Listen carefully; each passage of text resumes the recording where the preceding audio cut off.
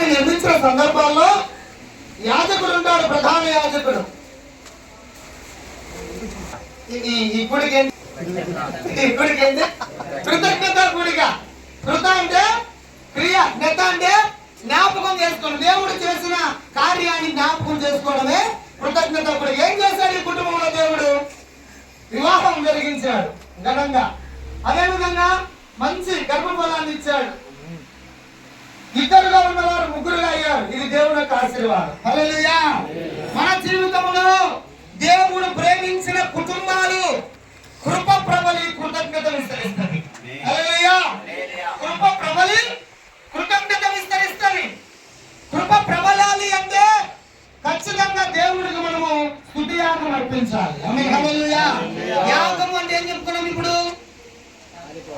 కాలిపోవడం. ఏం కాలిపోవాలంట? స్తుతులు కాలిపోవాలంట. స్తుతులు ఎంత కాలిపోతాయి? ఆయన దహించే ఉన్నాడు.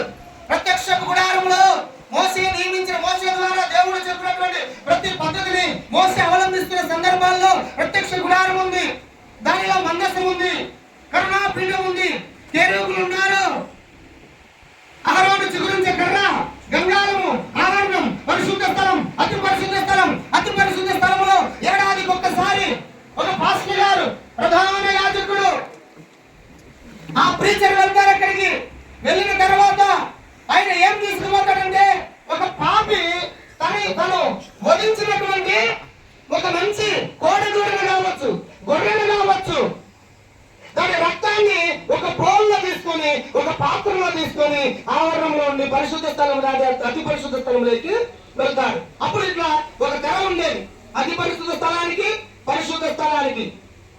ఆ తెర యేసుక్రీస్తు మరణించిన తర్వాత రెండుగా తిరిగిపోయింది. అందరూ ప్రవేశించడానికి దేవుడు అవకాశము ఇచ్చాడు. ఆ కరుణాపీఠం ఉండింది. ఈ రక్తాన్ని తీసుకెళ్లి యాజకుడు ప్రోక్షించేవాడు తన చేత్తో. ఎక్కడ? మందసం మీద పడేది.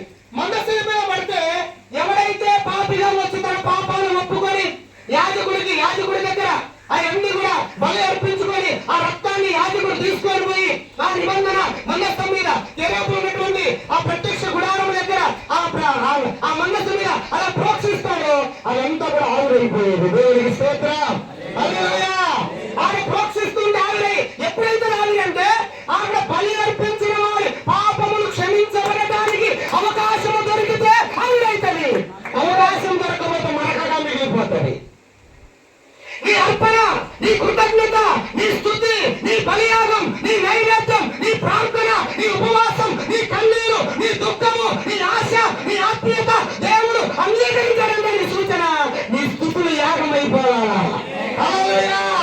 కృతజ్ఞత కలిగిన హృదయాలు కృప విస్తరిస్తుంది. కృతజ్ఞత కలిగిన హృదయాల్లో కృప విస్తరిస్తుంది.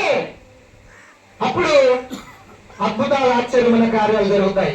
మనము కట్టలేం, మనము చేయలేం, మనం పొందలేని దేవుడు మనకు అందించి, ఇదిగో నా బిడ్డతో నేనున్నాను, నా కుటుంబంతో నేనున్నాను, సంఘంతో నేనున్నాను, సేవకుడితో నేనున్నాను, పిల్లలతో నేనున్నాను, భార్య బిడ్డలతో నేనున్నాను. నన్ను ఆరాధిస్తున్నటువంటి వారి అర్పణ నాకు ఇష్టమైంది కనుక నేను ఆగ్రహించానన్నాడు. హల్లెలూయా. ఆగ్రహించడం అంటే స్వీకరించడం కంటే గొప్ప పదం అది. ఆగ్రహించడం, ఇష్టపడడం, తీసుకోవడం. హల్లెలూయా. మన యొక్క బలులు, మన స్తుతి యాగం అవ్వాలా. అప్పుడే దేవునికి మనం ఇష్టం అవుతాం. అప్పుడే కృప ప్రబలుతుంది. అప్పుడే కృతజ్ఞత విస్తరిస్తుంది. హల్లెలూయా. హల్లెలూయా. కనుక ఎప్పుడైనా కృతజ్ఞత కూడగా పెట్టుకున్నామంటే మనము చూసారా, కృతజ్ఞత కూడగా పెట్టుకున్నామంటే అర్థం ఏంటంటే మనముగా మన ప్రాణాత్మ దేహములను దేవునికి సజీవ యాగముగా అర్పించామని అర్థం. హల్లెలూయా. కృతజ్ఞత కూడిక పెట్టుకున్న వాళ్ళలో అవిధేయత గాని, అక్రమము గాని, గర్వము గాని, అహంకారము గాని ఏదైనా ఉన్నదంటే అర్పణ దేవుడు అంగీకరించాడు. మనం ఎంత లోబడతామో అంత గొప్ప కార్యాలు దేవుడు చేస్తారు. హల్లెలూయా. మనం ఎంత దేవుడికి దగ్గరగా వస్తామో అంత గొప్ప కార్యాలు విస్తరిస్తాయి. మనము దేవుడికి ఎంత విధేయులుగా ఉంటామో అంత గొప్ప కార్యాలు దేవుడు చేస్తాడు. దేవునికి మహిమ కలుగును గాక. హల్లెలూయా. దేవునికి స్తుతి యాగము. నా చెప్పాలి సమాధానం. రిప్లై బాగుంటే సప్లై బాగా వస్తుంది. దేవుడు దేవునికి స్తుతి యాగము చేయుదము. హల్లెలూయా, హల్లెలూయా.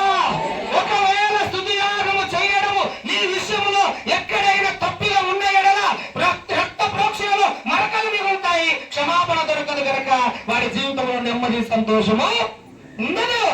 అందుకే దేవా ఈ వస్త్రం ఇచ్చినందుకు వందనాలు చెప్పాలా? దేవా ఈ వస్త్రం ఇచ్చినందుకు వందనాలు, ఆహారం ఇచ్చినందుకు వందనాలు, ఆరోగ్యం ఇచ్చినందుకు వందనాలు, ఈ స్థితి ఇచ్చినందుకు స్తోత్రాలు, బిడ్డలు ఇచ్చినందుకు స్తోత్రాలు, ప్రయాణంలో కాపుదలు ఇచ్చినందుకు స్తోత్రాలు, నా అనుకున్న వారందరినీ పిలుచుకోవడానికి కృపనిచ్చినందుకు స్తోత్రాలు. హల్లెలూయా. మామూలు విషయం కృతజ్ఞత అంటే అల్లాటప్పగా వచ్చి పాట పాడి డ్రమ్ము కొట్టుకొని మనం వెళ్ళిపోవడం, పలహారం తీసుకోవడం కృతజ్ఞత కాదు. యాగం అయిపోవాలా? హల్లెలూయా. కాలిపోవాలా? హల్లెలూయా. దహించబడాలా? అప్పుడు ఆయన స్వీకరిస్తాడు. అప్పుడు నీ కుటుంబంలో, నీ వ్యక్తిగత జీవితంలో, పరిచర్యల్లో, బిడ్డల జీవితంలో, వారి భవిష్యత్తులో, ఉద్యోగంలో, ఆరోగ్యంలో, సంతృప్తిలో, సమృద్ధిలో, అభివృద్ధిలో, విస్తరింపులో నిన్ను బట్టి దేవుడు కనపరచబడతాడు. రాయబడిన మాట ఏంటి? రాయబడిన మాట ఏంటి? మహోన్నతునికి నీ మొక్కుబడులు. అబ్బాబాబాబా, మహోన్నతునికి, మహా ఉన్నతుడు. మహా అనే పదం కడుపులో నుంచి వస్తుంది. పలకండి అందరూ, చెప్పండి. మహా అంటే ఎక్కడి నుంచి వస్తుంది పదం? కడుపులో నుంచి వస్తుంది. దానికి మించిన పదం లేదు. మహాదేవుడు అని రాయబడింది మన యేసయ్య కొరకు. హల్లెలూయా. మహాదేవుడు, మహా ఉన్నతుడు, ఆయనకు నీ మొక్కుబడులను చెల్లించు. దేవా నువ్వు ఈ స్థితి ఇచ్చినందుకు వందనాలు, ఈ కృప కలుగు చేసినందుకు వందనాలు, ఇక్కడ కూర్చోబెట్టినందుకు వందనాలు, ఇంత కృప ఇచ్చినందుకు వందనాలయ్యా. కృతజ్ఞతలు. కృప ప్రబలి కృతజ్ఞత విస్తరిస్తుంది.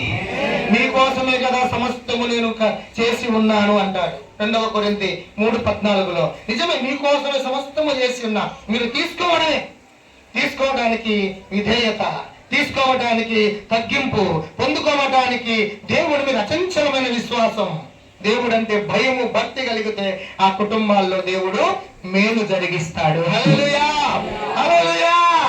కుటుంబంలో తల్లిగారు లేకపోయినా, జయకుమారి గారు లేకపోయినా, తల్లిగా తండ్రిగా ఉండి ఎంతో అష్ట కష్టాలు పడి సేవకులు కార్యక్రమాలు జరిగించడానికి దేవుడు కృప ఉంటే కార్యం జరుగుతుంది. హల్లెలూయా, హల్లెలూయా. ఏదో ఒక చిన్న నమ్మకత్వం, ఏదో ఒక కన్నీరు, ఏదో ఒక ఏడుపు ఉంటేనే ఆ కుటుంబంలో శుభకార్యం దేవుడు జరిగిస్తాడు. హల్లెలూయా. మనం అందరి విషయాల్లో కూడా 100% పర్ఫెక్ట్ గా మనం చేయాలనేది ఈ భూమి మీద బతికినంత వరకు నేర్చుకునే వాళ్ళమే. మనం పర్ఫెక్ట్, మిస్టర్ పర్ఫెక్ట్ గానే కాదు. అది సినిమాకి అంకితం కాదు. మనం ఎప్పుడు కూడా మిస్టర్ పర్ఫెక్ట్ ఎప్పుడు అవుతాం? మన స్తుతి యాగము దేవుడు స్వీకరించినప్పుడు. ఎప్పుడు స్వీకరిస్తాడంటే విధేయులమైనప్పుడు. అప్పుడు అద్భుతాలు జరుగుతాయి. మనం ఊహించని గొప్ప కార్యాలు మన కుటుంబాల్లో, మన పరిచర్యల్లో, మన సంఘములో, మన బిడ్డల జీవితంలో జరుగుతాయి. అట్టి కృప దేవుడు కుటుంబానికి చేరి ఉన్న మనకు విస్తరింపు చేయను గాక. ఈ అవకాశం ఇచ్చిన సేవకులకు వందనాలు. చెప్పిన మాటలు వివరించిన పాస్టర్ గారికి నా హృదయపూర్వక వందనాలు. సమయంలో మరి దావగుడ్డూరులో పరిచయం చేస్తున్న దైవ సేవకులు 2 మాటలు చెప్పి ప్రార్థన చేస్తారు. ఓకే, ప్రార్థన చేసుకుందాం.